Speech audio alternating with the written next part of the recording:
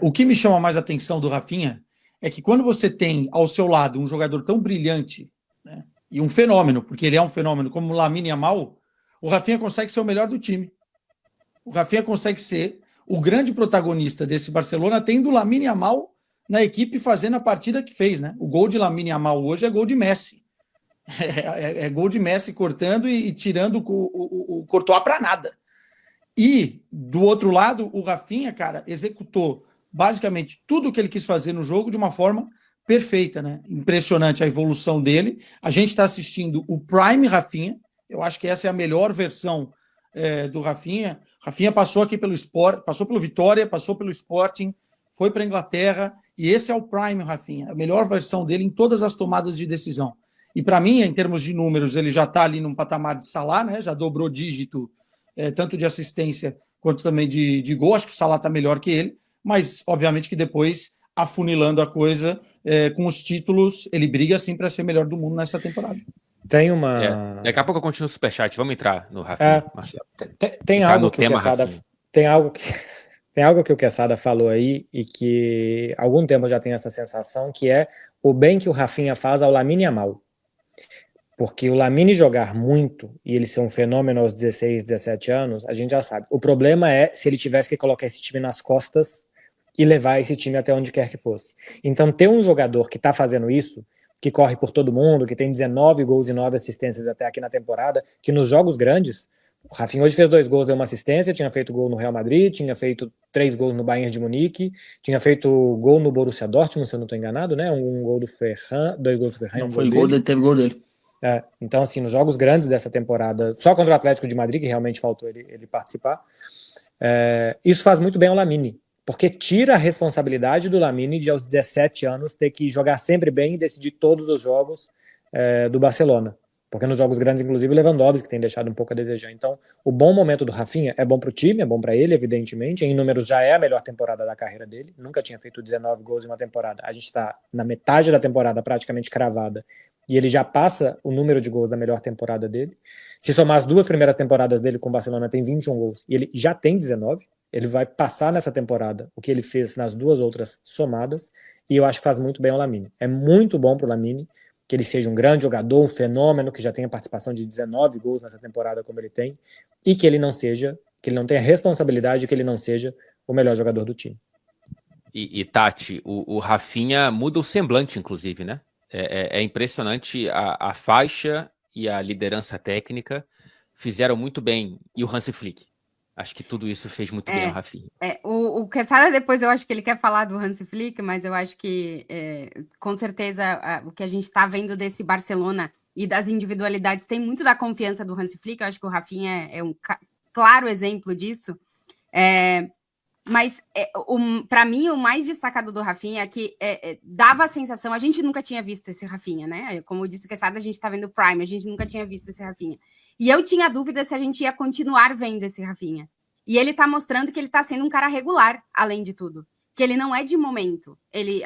A temporada já passou, a maior parte da temporada já passou. É verdade que a gente não chegou ainda em todos os momentos decisivos um atrás do outro, né? Jogos que definem liga, jogos que definem a Champions, jogos que definem título, né? Esse foi o primeiro do ano, mas ainda vão vir mais.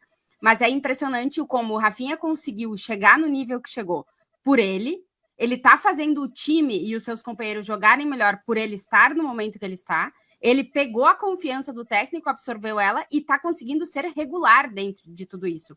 A gente vê um que outro jogo que talvez a gente não consiga ver este Rafinha, mas nos jogos grandes, nos jogos decisivos, nos que valem pro time, esse Rafinha tá aí. Então, para mim, assim, o mais impressionante de tudo isso é ele tá conseguindo manter essa regularidade e tá sendo hoje, com certeza, um dos melhores do mundo. Só uma dúvida. Claro. Pro Beckler em relação ao Rafinha. Ele tem jogado na esquerda pro Lamine jogar pela direita, né? E eu gosto mais dele nessa posição. Eu acho que até pelos movimentos naturais de você cortar para dentro, ou até mesmo ataque o espaço em diagonal que ele faz. É um problema, né? No final das contas, para a seleção brasileira. Porque nessa posição... É a posição do Vinícius, né? A posição do Vinícius, né? Ou seja, talvez... O Rafinha é um cara adaptável, ele já jogou na direita por muito tempo. mas realmente ele está se destacando de uma forma diferente, né? O posicionamento em campo. Mas quando ele jogou de 10, ele também foi bem, né? Foi No bem, início né? da temporada ele chegou a jogar de 10 em algum momento e também foi bem, o que também na seleção não é a posição dele, mas essa melhora dele e a adaptação dele eu acho que é muito boa para ele no Barcelona, e acho que vai trazer mais confiança para ele na seleção, né? Os jogos dele pela seleção recentemente foram bons, embora não na posição que ele tem jogado no Barça, então ele na seleção, os últimos jogos, acho que ele jogou exatamente como um 10, né? Acho que jogou o Rodrigo por um lado, o Igor Paixão como 9, o Vini pelo outro, e ele o quarto jogador desse quarteto. Acho que melhora pela confiança, mas na seleção não dá para imaginar que ele vai ser titular por ali e o Vinícius não. Porque... Igor Jesus, né? Igor Jesus. Me confundo. Verdade, Igor Paixão do Feyenoord, Igor Jesus do Botafogo, claro. O Rafinha de falso 9 pode fazer uma boa também, você acha? Nunca vi, acredito que não. Acredito que não. Como um segundo atacante poderia, mas a seleção acho que não vai jogar no 4-4-2 e tal. Nunca vi, né? De todas as posições aqui, foi a única que ele não jogou como camisa 9. Embora quando porque ele se posiciona bem, né? A capacidade dele de fazer diagonal é muito boa, né? Assim, ele já não joga como um ponta esquerda, né? Ele joga como um atacante pelo lado esquerdo, mas ponta a ponta muito aberto só em alguma situação de jogo. Você pega qualquer mapa de calor dele na temporada, são todos por dentro, mas um atacante pela esquerda, não um 9 centralizado. É um movimento que está fazendo o Luiz Dias, né? De sair da ponta e ir para uma faixa central. O Rafinha ainda não fez e não sei se está na cabeça do Flick. O que o Flick conseguiu clicar no Rafinha, Marcelo, taticamente ou, enfim, o que acendeu no Rafinha dessa temporada? É o conjunto que potencializou o Rafinha ou teve algo que o Flick fez individualmente com o Rafinha? Eu acho que a primeira coisa é a confiança. Com o Xavi, o Rafinha tinha, acho que 87 jogos e 8 completos. O Rafinha já começava o jogo sabendo que ele não ia terminar. Porque o Xavi entendia que quando ele estava um pouco cansado, que ele já não servia tanto mais. Ou seja, a minha sensação é que o Xavi achava que tecnicamente o Rafinha não era tão bom assim, sabe? Que enquanto tem muita gasolina no tanque, serve, porque é um jogador elétrico. E que depois não. Por isso ele era substituído em 90% das vezes, nessa proporção a mais de 90% das vezes. O Hans Flick, desde os primeiros treinos, ficou muito impressionado com o Rafinha. O pessoal que de dentro fala que teve um dia que ele parou o treino e falou: Rafinha, eu te amo. Rafinha, I love you, começou a falar e tal. E eu já vi ele falando, depois ele disse numa entrevista coletiva, que nunca teve um jogador como o Rafinha, que nunca teve um jogador com a capacidade que ele tem com e sem bola, de não só fazer, mas contagiar os outros jogadores. E a partir daqui eu acho que ele melhora também movimentos do Rafinha. Entrada em diagonal, drible para dentro, a jogada que ele faz no gol, e que ele já tinha feito anteriormente, né, que o Courtois pega, de fingir que vai para o segundo pau e antecipa muito rapidamente ao marcador dele para sair da marcação, o gol de cabeça.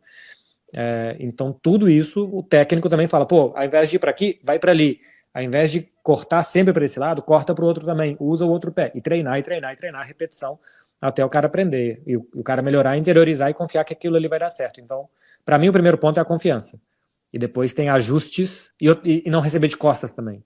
Rafinha, se ele recebe de costas, é dominar, 3, 4 toques na bola até tocar para alguém. É receber muito mais de frente, a forma com que ele recebe, tá posicionado o corpo, não é mais de costas pro gol, mas de lado ou de frente para correr, porque é a melhor coisa que ele faz.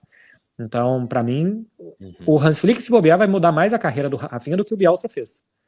Acho que o Bielsa fez o Rafinha chegar até um ponto que ele podia jogar num clube grande.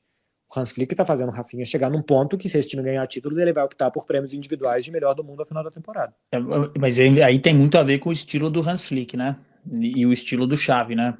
Assim, você consegue melhorar o jogador a partir pelo que você entende de futebol que você coloca dentro de campo, né? Essa filosofia de jogo, nada. né? Não adianta nada.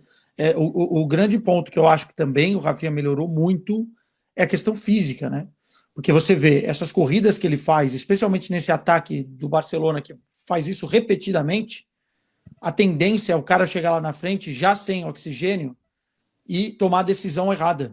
E o Rafinha não, o Rafinha está chegando lá e está tendo a capacidade de, por exemplo, no lance do golaço que ele faz, ele poderia bater de direita e tentar matar o Courtois, mas ele teve a capacidade do entendimento de entender o movimento que o Tchouaméni está fazendo para marcar ele, para girar para o outro lado e bater. Então, assim, isso também é uma questão física que ajuda depois a parte técnica do jogador. E de confiança, né? Um jogador sem confiança fecha o olho e chuta, né? Eu vi um jogo que o Barcelona ganhou do Real Madrid no Santiago Bernabéu, 1-0, que o Rafinha correu com uma bola para fora do campo.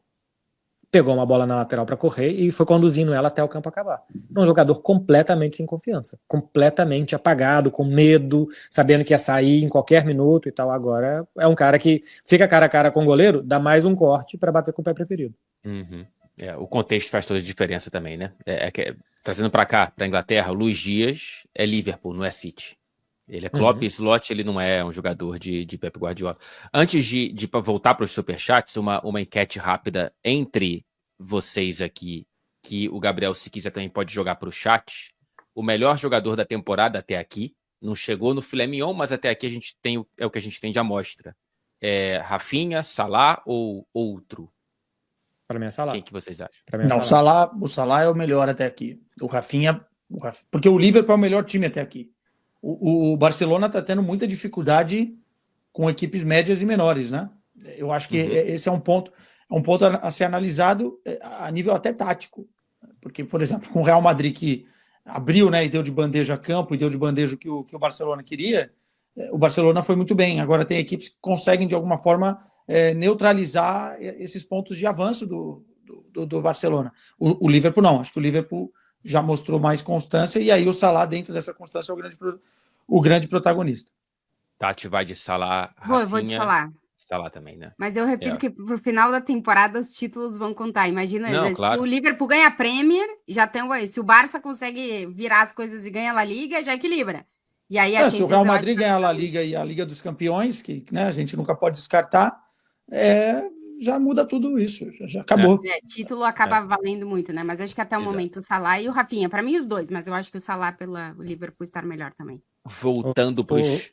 Rapidinho, só para passar números, o Salah tem 38 participações em gols na temporada, 21 marcados e 17 assistências, e o Rafinha tem, só em clubes, tá? Não tô contando seleções, só em clubes, o Rafinha tem 28 participações em gols, tem 10 participações menos que o Salah, 19 gols, 9 assistências.